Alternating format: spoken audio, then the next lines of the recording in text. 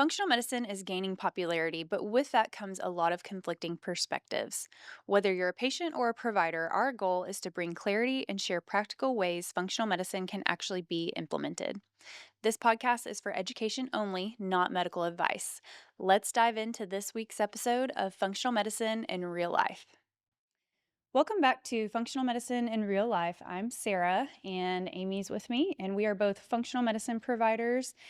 Today, we are going to talk about functional medicine, what it is, what it isn't, how to get started, how to find a good functional medicine provider, what labs typically look like, cost, all the things. So, hopefully, if you are interested in getting into functional medicine, this will help give you a little bit more information on what to look for in a provider. Amy, I feel like you're really good at explaining kind of what functional medicine is. So, when someone asks you like, "Oh, you're a functional medicine provider," like, what is that? What do you typically say? Yeah, so the easiest way that I like to explain what is functional medicine is basically asking, but why? So let's just think of any diagnosis. I have high blood pressure, but why do you have high blood pressure? So instead of just treating what the diagnosis is to get the number down, we're actually thinking about why did it actually happen and go back and try to fix that root cause. Yeah. And a lot of times, we're like medical detectives, truly. And so a lot of what we do is looking at history, timeline. Okay, so this happened, or this is when your symptoms started, and what happened before that? Did you have a very stressful event? Did you lose a job? Did you move? There's a lot of times things that are in the history that can point you in the right direction of what might be going on. And so also a lot of times with functional medicine, we do different labs that might be more in depth. So instead of just doing like a routine CBC, CMP, just looking at the basics, cholesterol, we're looking at lots of different markers. So thyroid, inflammation markers. We're looking at optimal levels Right. of these Hmm. labs. And so that's kind of how it also differs too. And so we're oftentimes trying to prevent illness and Yeah. disease instead of being reactive after it's happened. Yeah, and we generally like to say, Sarah and I like to say, there really aren't usually functional medicine emergencies. Functional medicine is going to work, obviously, like anything, better if we can hop on it whenever it's super early, which is another reason why it is helpful to actually ask, I now have high blood pressure. Actually, ask, why do you have high blood pressure? Instead of just covering it up with a medication. Because, if you know anyone who is diagnosed with high blood pressure, let's say in their late 30s or 40s, that's not the last diagnosis they're going to get in their life. So, if we can actually dial into what is the imbalance, what's the discordance here, that because it's probably going to cause the next diagnosis and the next medication, and then thus lead you to not thrive in life. Yeah, it's like looking at the body as a whole. So, conventional medicine, a lot of times you have a cardiologist and then you have an endocrinologist or an allergy doctor, and then you have a general practitioner who's supposed to be kind of like overseeing everything, but they're not necessarily experts in different fields too. So sometimes what can happen is you have a lot of polypharmacy, meaning that you're Hmm. taking a lot of different medications, and then these medications start, interacting with each other, and then that's creating symptoms too. And so we kind of take a step back and we look at, okay, well, how is the liver affecting the brain? How is the gut affecting the brain and the Right. hormones? And we're really kind of looking at how everything plays together, and explaining that to patients. Like that's a big goal that we have is when patients come and see us, we want them to understand what's actually going on in their body Right. because we want them to eventually not need us anymore. And I think this is probably the way medicine used to be a little bit more. I think as time has gone on, we've kind of niched into different specialties and then even subspecialties. So even like a urologist in a urologist clinic, each urologist has a different specialty. And so everyone has gotten really good at treating in a very narrow focus what they're good at. But as soon as something's outside of that comfort zone, then they have to send you to somebody else. Really, my favorite patient is a patient who feels poorly, but they've been to every single specialist, and every specialist says, this is not mine. I love getting that patient because I feel like, number one, we haven't missed anything that someone who is super specialized would pick up on. But then also, it's just so fun to say, okay, well, what did this one say? And what did this one say? And then as someone who's trained to look at the entire person, I'm like, oh, okay, so I'm picking up on a theme here. I'm seeing a trend here. So that's very exciting to get that patient who's gotten a foot in each field Yeah. and get to put it all together. Yeah, and so and to that point, like, functional medicine is not just I mean, so when you are trying to find a functional medicine provider, you want someone ideally who has been trained in conventional medicine too, Mhm. because, let's say you're coming in and you have this long-standing reflux and gut pain or abdominal pain, and you also have a weight loss. Well, you probably need a CT scan. Right. Like there are Right. things that need to be done if they haven't already been done to rule out those big, possibly dangerous things, And so sometimes the tendency can be too zoned in on functional medicine concepts and things like that, and like miss. Conventional medicine providers may say, oh, that you hear functional medicine and they kind of turn their nose up because they have a misunderstanding of what it is. It is absolutely not anti conventional medicine. We use conventional medicine quite often, but just from a different perspective instead of looking at one individual thing again. So, I mean, Sarah and I make referrals often to GI, to endocrinology if needed, getting conventional imaging, So we are definitely using research based and evidence based approaches.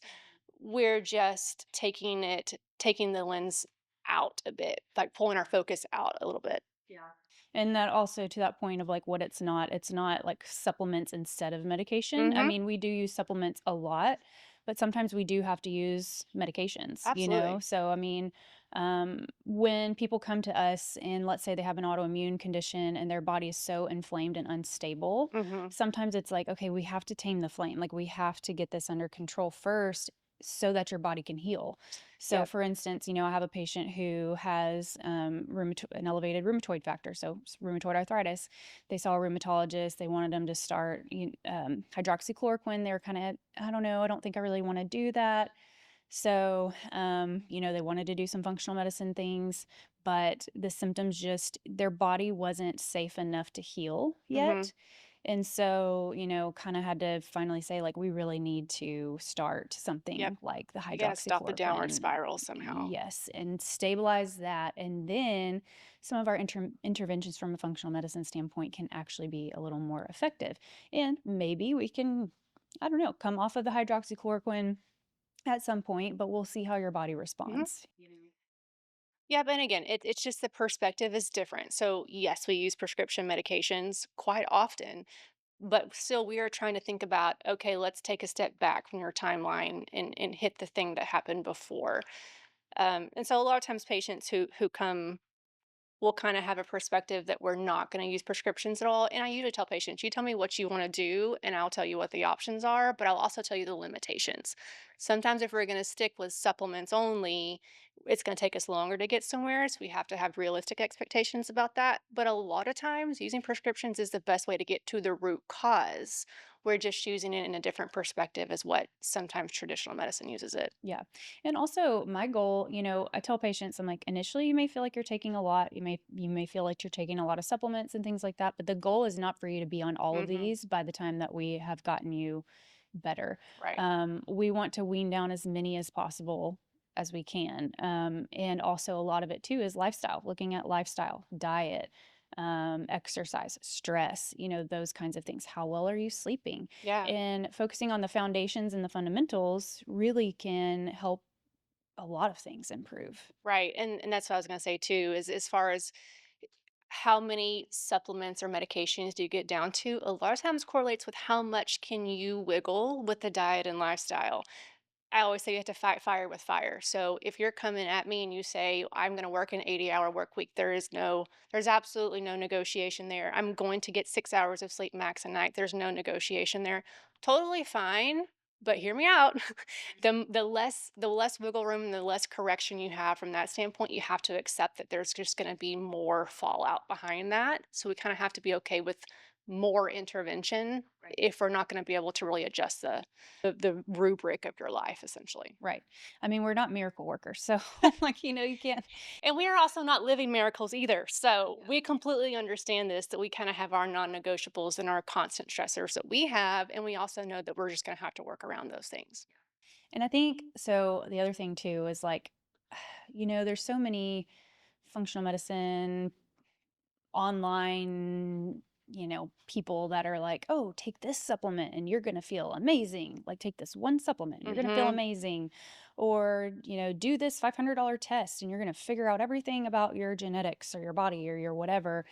And I look at some of the tests and I'm like, "Okay, you could have had like a $200 version of that test Yeah. and saved $300, and that supplement, I mean, it's overly priced and you can find something that's cheaper, and no one supplement is going to magically fix you and make things better when there's gaps." Right, or if I would have really done a really good timeline, I could have told you everything the test told you Right. just from taking your history and how you've responded to interventions in the past. Yeah. Right. And there are, the thing is that there are some patients who are very complicated and complex, and Absolutely. we have to do more in-depth Mhm. testing. But for most patients that we see that are kind of feeling worn down, they're tired, they have brain fog, they're stressed out, they're not sleeping, they can't lose weight. For most of those patients, a simple lifestyle change, getting them to sleep better, working on stress, working on nutrition, giving them some basic supplementation, they start feeling a lot better. So you don't necessarily have to do, these full blown, super in depth tests. Now, someone who's coming with an autoimmune disease, or, they have a little bit more complications going on, then yeah, we probably need to do a little bit more of a deeper dive. But still, we're still working on the foundations, we're Right. still working on the non negotiables and making sure that they're doing those things. And, I think that functional medicine, gosh, I love it so much that it's becoming more and more well known and sought after, and I love that. But I think in that too, from a provider standpoint, providers are wanting to get involved more and more, which I also love. Sarah and I will tell you that the way we practice now is not the same way we practiced when we first started. And the things that we thought were most important when we first started, we're now realizing probably take a back seat to just having a well balanced life and reducing stress and just trying to clean things up as much as possible. However, there is a big issue with I can't tell you how many patients I've seen who have done all the things. They eat perfectly clean, they eat cleaner than I do, they have no toxic chemicals in their home. They really hyper focus on all of the no dyes, no artificial anything, and they're the sickest patients that we have. And a lot of times what that leads to is the stress of trying to maintain perfection is really what's making them sick. So I spend a lot of time in that first visit telling people we've got to relax a little Yeah. bit. Right. Right. And so, that's kind of another thing of like functional medicine is not fear based, or should Right. not be Shouldn't fear be fear based. based, right. We shouldn't be afraid of every single product, Mhm. or, you know, we shouldn't be so hyper focused on making sure that everything is non toxic and that kind of thing, that in and of itself becomes a Right. stressor. And it's not fear based of like, you're never going to get better, or you're always going to have, this, or you have to take supplements for the rest of your life, and, that kind of thing. Your body innately knows how to heal. Right. And so it's a matter of removing the things that is preventing it from healing, Mhm. and making sure it's getting the things that it needs in order to heal. Yep. Um, and so that's kind of what our job is, to figure Yeah. out what those things are, And, you know? if you have pizza night once a week versus you stress constantly every single day about making sure everything you feed yourself and your family is completely whole foods and organic, the stress that you're putting into your body from worrying about the quality of your food might actually be far more detrimental to your health than having, listen, it's a Tuesday. I had to work late tonight. I just got home and I have nothing left to give. Let's order a pizza. That actually might be the healthiest answer for Mhm. you and your family. So, I guess my point in this is a lot of times whenever you walk into a functional medicine provider, or if you're looking for a functional medicine provider, if they're hitting you hard with cutting out an entire food group or telling Mhm. you that you have got to eat this anti-inflammatory diet, and if you don't eat this anti-inflammatory diet, then that's the reason why you're not getting better, you just have to really take pause Mhm. with that. Yeah. Yeah, and listen to your own body. So that's a lot of what we do too, is Hmm. teach patients like, okay, take a step back. If you're feeling this new symptom, stop and think about it, and think, okay, what did I eat yesterday? What did I eat today? Did I add a new supplement in? How is my stress?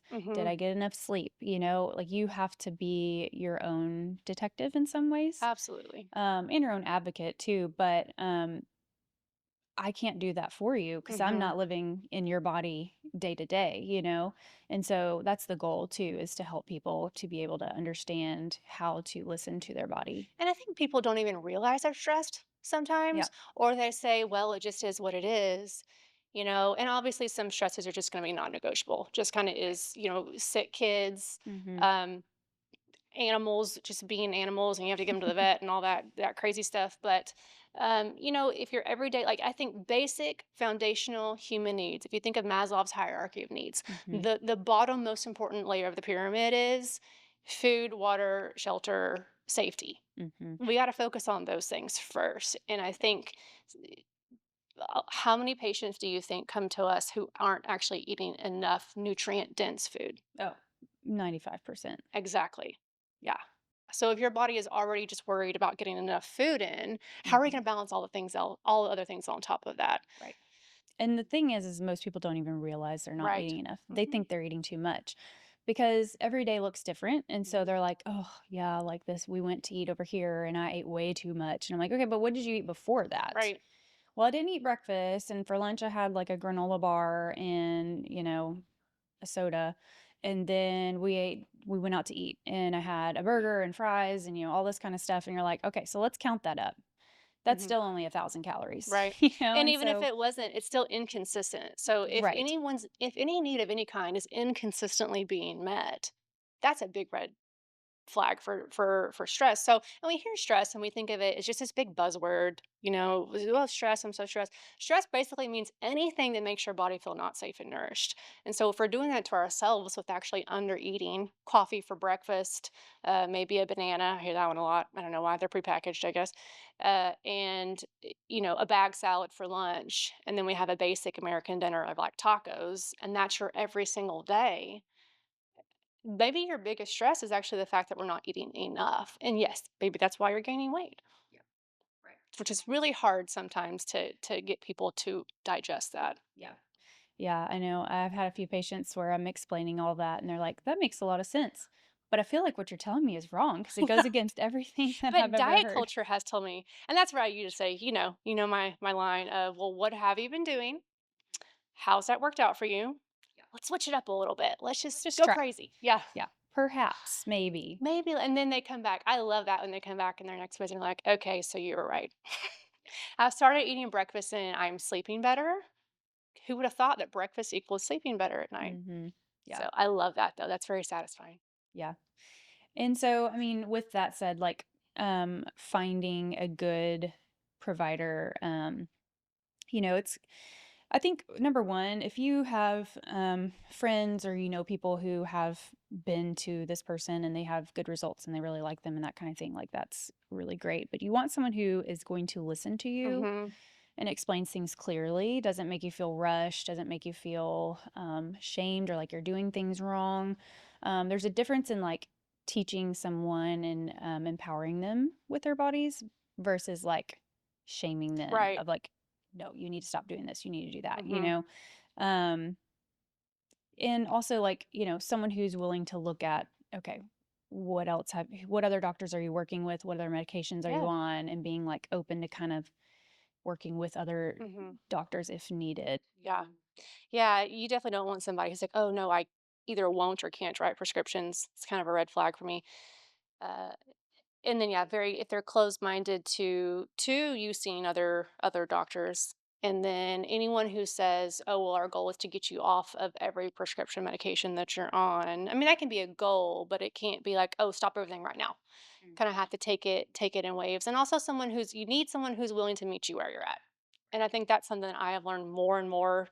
You could know the words of it, but until you actually practice for a while, that makes you realize, "Okay, I get it. This lady is not gonna be able to cook at all. Mhm. So how do we make this make sense for her Right. and meet them where they're at?" Because if you walk in and say, "Okay, here's the deal. We can make you better, but starting today, you have to have gourmet food 3 times a day. You have to work out every single day of the week." That's just not realistic. Yep. She's going to be overwhelmed, she's gonna get worse, then she's gonna quit. Yeah, she's gonna, yeah, for sure. And also, I think that also applies with like, a lot of our patients, they have some sort of a trauma or things that they Mhm. need to process through in Yeah. counseling. But so, I mean, I had this conversation earlier this week with a patient who I said, I don't think you're ready for EMDR or any type of counseling right now. I think if you were to do that, the stress of processing through all of that might set your body back. Mhm. And so it is very individualized, Yes. like you have to kind of think about that person and what they're going through and how their body is going to react. And so that's what you're wanting to look Mhm. for in a, Yeah. you know, Yeah, and I have patients, so I'll actually write on their notes, like, "Has to keep a simple protocol," because I know, like, I need to really give her one task at each visit that may take her 2 or 3 months to get accomplished because it's gonna overwhelm her if we do more than that. Yeah. And that what you said about it not being one size fits all, I have inherited patients or gotten patients who, they saw someone and they were given, like, a printout of a gut protocol that was that's like the company's standard gut protocol printout, and, ugh. And, when I first started, gosh, learning functional medicine, how to practice it seems so overwhelming because in conventional medicine, it's very algorithmic, Yes. very, okay, if this, then that. Like, pretty much you could make one of those diagrams and just completely go down it without really having to know anything about your patient at all. Yeah. And I wanted that. I'm like, just tell me how to treat migraines. Just tell me how to fix IBS. And it would be so frustrating. It's like, oh no, there's no one protocol. Be aware of protocols that are just like standard. And now I get it because exactly what you just said. Yeah. I actually had a provider reach out to me. They had just started at a functional medicine practice in the US. And they were like, I don't know. They put everybody on the same things when they first come in. And I just don't know how I feel about that, Yeah. And so, they're just kind of asking, like, what do you think about that? And that kind of thing. And I'm like, that is going to be a good, once, they get their feet under them and learn, like, Hmm. that is asking questions and not just taking things and just making it easy. And like you said, that, hey, what's the algorithm? What can I follow? But also just Yeah. like thinking for yourself, And I'm not saying that this is a hard no, but I would advise caution if you see someone and everything that they sell you is the same brand that's their brand Mhm. of supplements or anything like that. I mean, we obviously have supplements in our office for convenience for the patient, but it's very well rounded in different brands because we know that this brand has a better magnesium, but this brand has a better probiotic, but this brand. So whenever you see people who are selling things that are this specific brand, you can only get it from our clinic, and it's all the exact same brand. Mhm. There's definitely a marketing ploy there, which I mean, we all got to pay our bills, so that is what it is. But Right. just something that you kind of have to just think, pause for a moment, and look at the whole picture. Yeah, for sure. And that's part of the hard part of learning from functional medicine too, is learning, okay, which brands Hmm. does this work better with and that kind of thing. And that's what's nice too about being in a practice with other providers is that we're constantly kind of bouncing things off of each Uh-huh. other and hey, what have you seen work best on this? Like what supplement do you like for this or, whatever. And we can teach each other, Right. as we're going. And truly, each of us is learning from our patient experiences. Yeah. And so I'm big on asking patients, "Oh, like, well, what worked best for you? I want to know because it helps me with the next patient." Right. We're Right. very humble in that. Yeah. Yeah. We're still learning. Every day we're learning. Right. And so kind of typically what it looks like, at least in our practice and probably most functional medicine practices is, you'll have an initial consult. Ours is about an hour long. And so you'll fill out a really long history form. We know it's Um, annoying, but yeah, it's helped. It really I know helps. a lot of our patients are like, good gracious, I feel like I had to like put my whole life, story on there. And I'm like, We need to know where to it's start, though. important. It's Yes. very important, because like as you start to read those forms, you pick up on different Mhm. patterns, Yeah. and you can kind Even of already even with, like, tell. how long they spend on each question, Yeah. because the patients who barely answer it, like, they're so put out by this form, like, "Okay, well, that's giving me tips." And then the Yes. person who writes you, like, uses the max characters for every You're every like, single text, okay, "Okay, that that helps." all right, got it. Yeah. No, I know. Whenever I have to fill out forms, I always laugh because, us as providers, we're probably, not great patients. And whenever I'm filling out forms for like myself or my kids, I'm like typically one of those, okay, let me see how fast I can get through this. NA, Like, NA, yeah, star. not applicable. It's fine. I got that, Yeah. And I'm like, maybe I need to work on this. But yeah, so typically you'll fill out that really long form. We will, if you have any labs or anything like that, bring those Mhm. because those are always really helpful. Mhm. Obviously, if you're on a lot of supplements, write all those down or bring them with you, bring medications. That's really hard whenever patients are like, I'm on a medication, but I don't remember what it is or the dose. And you're Right. like, ugh, okay, so now I don't really know what to tell you to do Uh-huh. yet. I need that information. But and then typically I'll kind of start with like, okay, here's your symptoms. When did they start? Kind of work through a history and that Mhm. kind of thing. And a lot of times I just say, like, just tell me your story, like what's Right. going on, Yeah. and then from there we kind of ebb and flow. Uh-huh. I usually say, "So everything was fine until when?" And then they're like, "Well, whenever it was." And then I'll usually backtrack and say, "Okay, so as a kid, were you a pretty healthy kid?" And they'll be like, "Oh, yeah." Or they'll be like, "Well, I had, strep fairly often, or had lots of ear infections, or I had tubes in my ears, or," and all that helps too. Yeah, and it's interesting because like a lot of times patients don't realize things that happened in their past Mhm. are actually relevant. Yeah. Like I have a patient who, he was in Africa, like he worked in Africa for several years, and he was like, "Oh yeah, by the way, I had malaria," and like, That little thing. "Oh, I had a parasite for over a year, and they gave me what was it, arsenic to treat it." Oh my gosh. And yeah, I'm like, "Well, that's significant," Yeah. and so, but I'm the same way. Those things Mhm. run Oh, together, yeah. and I don't realize. But from there, then we'll kind of put some pieces together. Obviously, we'll ask about diet and we'll kind of go through nutrition, give Mhm. you goals of like, okay, this is how much you need to be eating. Let's kind of gradually work Mhm. your way up there and talk about stressors and things like that. And then I will typically either talk about prescriptions or supplements, and then recommend different testing. And then usually have them come back in like 5 or 6 weeks. Mhm. We see how things are going. How are you feeling? Here's your test results. Here's kind of now we're putting the pieces together. Right. Like, so here's your history, here's your symptoms. This is kind of what the labs are saying. Mhm. And it's kind of really therapeutic and freeing for some patients to be able to see, like, oh, this makes a lot of sense, Right. Yeah. and that's healing in and of itself. To feel validated that it's not all normal because they've already Right. been told that everything is normal, or, I don't know what you want me to do for you, you know? Right. And so kind of again like on how to see if you're getting better. The thing is that healing is not linear. So a lot of Yeah. times patients expect, it to go straight up and they're always going to have great days and never going to have a bad day and that kind of thing. But really what we're looking for is like small wins, to focus on the small wins and you're gradually getting better and doing more and feeling better ma- more times than not than Yeah. before. And we Uh, have a symptom questionnaire where they actually rate your symptoms, and I love that the patient can't see it for the total number, because a lot of times for that first visit they'll rate the number very high. They may come back and say, "Well, I haven't noticed many changes," but their symptom score is quite a bit lower. And we say, "Well, you've actually said that you've had less headaches." "Oh, you know what? You're right. I have had less headaches." So a lot of times we notice the presence of symptoms far more than we notice the absence of symptoms. right. So the other thing I will say is, if you're seeing, it doesn't always translate to podcasts because it's not like super exciting, or like even content on social media, but the emotional piece of it is, Hmm. what percent would you say of healing? Oh, a very, very high I want number. to say more than 50, Oh, like yeah, I definitely was more gonna than say 50%. 70. So if we're just looking at your labs and we're just talking about your diagnoses and we're just talking about medications and when you started having headaches, but we're not talking about traumas and learned negative cognitive beliefs Mhm. and your holdups in life and your themes of your triggers, if we're not looking at those things, you will never feel like you're thriving. Yeah, So, and like I said, that's kind of, and we refer out for those things. I mean, Sarah and right. I are largely therapists, and some patients I feel like I Yeah. spend 90% of the visit talking about what happened in their life in the last 3 months that's been traumatizing for them, Yeah, and and, identifying those things for them. I think, because a lot of times people are like, "How did you become like, how did I feel like you're a therapist, like, how did you?" And I'm like, "I am not a therapist."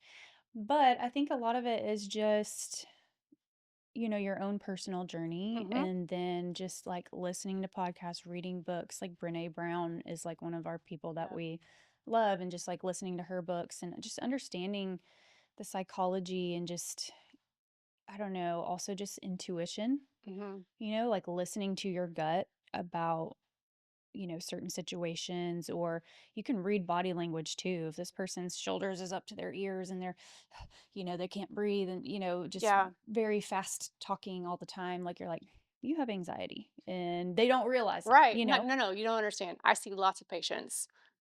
You have anxiety, but Right. that's how they've always been, so they don't really get it. Yeah. Or it's, they don't know how to even again, it's this kind of almost dissociation from your body, Mhm. like not even um able to see how you're feeling. And so a lot of times that's when, again, I ask, like, okay, where do you feel tense right now? Do you feel pressure in your chest? Do your shoulders feel heavy? Do you feel like you have a lump in your throat? Is your stomach, churning? Things like that. And so then they kind of pause and they think about it and they're like, okay, yeah, like those are signs, that your body is saying, Mhm. like, I'm tense and I'm stressed out. Yeah.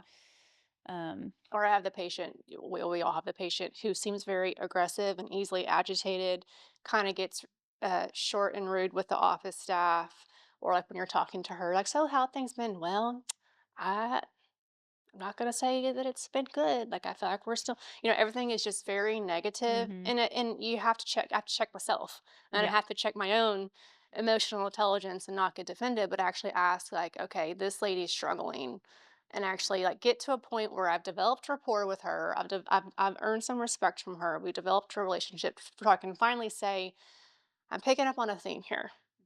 Negative negativity is our default. Where do you think that comes from? And then that's when, the waterworks come on, and then we hear about the childhood stuff, and then that is absolutely the direction we need to go next, because, if you have someone who feels mentally and emotionally great and they feel somewhat poorly physically, but then you take someone who feels okay physically, but mentally and emotionally terrible.